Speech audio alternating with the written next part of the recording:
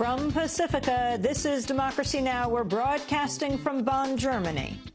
We feel that a farmer should never, ever lose their rights to seeds or plants, because if we do, we're going to be back to a serf system, we're going to be back to a feudal system that our forefathers, our grandfathers left our countries in Europe many years ago to get away from. Now, in less than 100 years, we've come full circles, where the control is not by kings or lords or barons, but now it's corporations. Canadian farmer Percy Schmeiser versus Monsanto. When Terminator seeds blew into his property, the biotech giant accused him of illegally planting their crops and took him to court. Ultimately, his case landed in the Canadian Supreme Court. He was awarded the Right Livelihood Award for fighting back to defend the rights of farmers and the future of seeds. And we'll hear from Right Livelihood laureate Dan Ellsberg. He's not here in Bonn.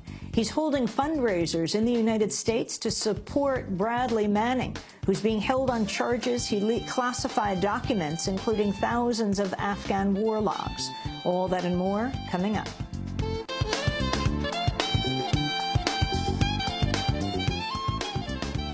Welcome to Democracy Now!, democracynow.org, the War and Peace Report. I'm Amy Goodman. We're on the road in Bonn, Germany. New figures show the number of Americans living in poverty and lacking health insurance has reached the highest levels on record. According to the Census Bureau, 43.6 million people, about 1 in 7, live below the poverty level of $22,000 for a family of 4 in 2009. It was the largest number since the census began keeping track 51 years ago, and an increase of 4 million people from 2008. The numbers pushed the national poverty rate to a 15-year high of 14.3%.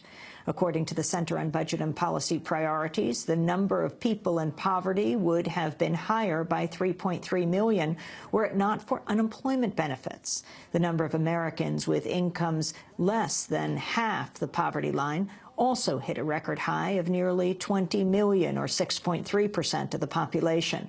More than 1 in 5 children lived in poverty, 1 in 3 for African-American children. The number of uninsured Americans, meanwhile, grew for the first time on record, from 46.3 million people in 2008 to 50.7 million people last year. The proportion of Americans with employment health coverage reached its lowest rate in 20 years, at nearly 56%. Rallies are being held nationwide today in support of the alleged military whistleblower Bradley Manning. An Army intelligence analyst, Manning's being held on charges he leaked classified documents, including a video of a U.S. military helicopter killing a group of innocent Iraqis, as well as thousands of Afghan war logs. The website WikiLeaks published both the video and the war records earlier this year. The Bradley Manning Support Network says it will hold rallies in 19 cities today as part of a 3-day series of events to urge the U.S. government to drop all of Manning's charges. On Thursday, dozens of people gathered in Oakland, California to launch the International Days of Action for Bradley Manning. The Pentagon Papers whistleblower Daniel Ellsberg addressed the crowd. He is disloyal to the empire and to the emperor, as I have become.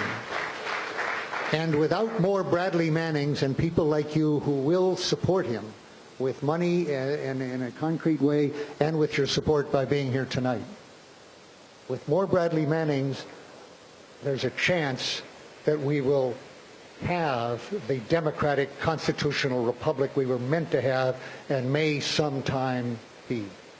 Thank you.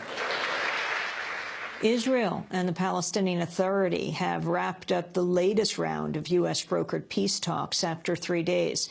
Israeli Prime Minister Benjamin Netanyahu has refused to commit to extending a partial freeze on West Bank settlement building, while Palestinian Authority President Mahmoud Abbas has maintained his vow to walk away from the talks if the settlement construction resumes. Although claiming it's committed to seeing a peace deal reached, the U.S. has refused to leverage billions of dollars in U.S. aid to exert pressure on Israel. On Thursday, Secretary of State Hillary Clinton said the Obama administration thinks a settlement freeze would be useful. It takes time. All of this is complicated. But where we sit now, it would be useful for some extension. It would be extremely useful. And I don't think a limited extension would undermine the process going forward if there were a decision agreed to by both parties that, look, this is it. This is our last effort to try to do this. As the talks proceed, Israel's continuing military attacks inside the West Bank and Gaza Strip. Earlier today, Israeli troops shot dead a Palestinian commander of the armed wing of Hamas in the West Bank. On Thursday, Israeli fighter jets bombed 2 weapons storage facilities in Gaza, one day after launching strikes that killed a Palestinian man and wounded 3 others. Israel says it carried out the Gaza attacks in response to Palestinian mortar fire from Gaza. In Lebanon, Palestinian refugees and Lebanese citizens are marking the 28th anniversary today of the Sabra and Shatila massacre. Up to 2,000 Palestinians died on September 16th and 17th, 1982, when the Israeli military allowed a Christian militia to attack the camp. In Afghanistan, officials say Taliban militants have abducted at least 19 officials and workers involved in Saturday's parliamentary elections. Militant groups have vowed to launch attacks to disrupt the vote, where 249 seats are up for grabs. At the Pentagon, Defense Secretary Robert Gates offered a tempered defense of the Afghan war effort, saying it could take months before the U.S. will be able to show it's, quote, moving in the right direction. I don't want to mislead anybody. This is a hard fight. There are many challenges ahead. We will lose more kids. But I think General Petraeus has the feeling we're on the right track. It's early. And we need to have confidence in and be able to demonstrate, I would say, in 4 to 6 months, that we are moving in the right direction. We are moving toward the accomplishment of our goals.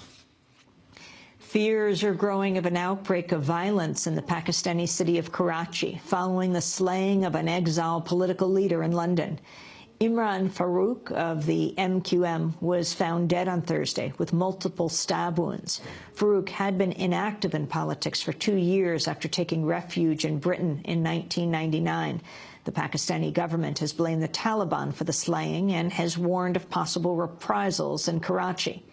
In other Pakistan news, former military ruler Pervez Musharraf has announced plans for a political comeback. Musharraf says he intends to run in Pakistan's 2013 elections as head of a new political party called the All Pakistan Muslim League. Musharraf resigned as Pakistani president in August 2008 under the threat of impeachment. The United Nations is warning of what it's called a dire situation in war-torn Somalia. Scores of people have been killed in recent clashes between African Union-backed Somali troops and anti-government fighters. Speaking before the UN Security Council, the UN Special Envoy for Somalia, Augustine Mahinga, said the clashes in Somalia could have regional implications. I am concerned by the security situation in the country and its potential impact on the entire region.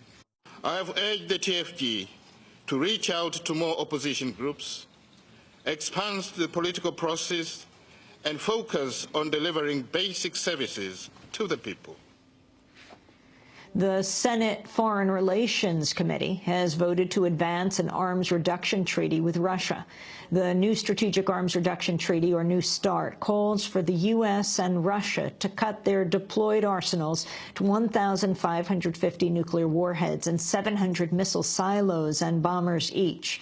The full Senate's expected to vote on the measure in November. New findings are casting doubt on a previous study that claimed oil-eating microbes have drastically reduced the amount of oil from the BP well blowout in the Gulf of Mexico. Last month, researchers at California's Lawrence Berkeley National Laboratory said the microbes appear to have multiplied in number and increased their metabolic capacity to eat up much of the oil that spilled into the Gulf. But a new study published in the journal Science says the microbes appear to have eaten up the natural gas that spilled from the wellhead, not the oil. The environmental whistleblower group Public Employees for Environmental Responsibility, or PEER, has filed a lawsuit seeking the full release of government documents on the size of the oil spill. PEER says it wants to uncover whether government officials deliberately withheld scientific data to lowball estimates of the amount of oil that spewed into the Gulf. And a federal appeals court has overturned the conviction of an environmental activist for her alleged role in a 2001 arson at the University of Washington. Brianna Waters was sentenced to 6 years in prison and ordered to pay $6 million in restitution in March of 2008. But this week, a 3-judge panel of the 9th U.S. Circuit Court of Appeals ruled the judge in the case had made numerous errors that undermined Waters' right to a fair trial. Waters' attorney has asked for her release on bail ahead of her new trial. And those are some of the headlines. This is Democracy Now!,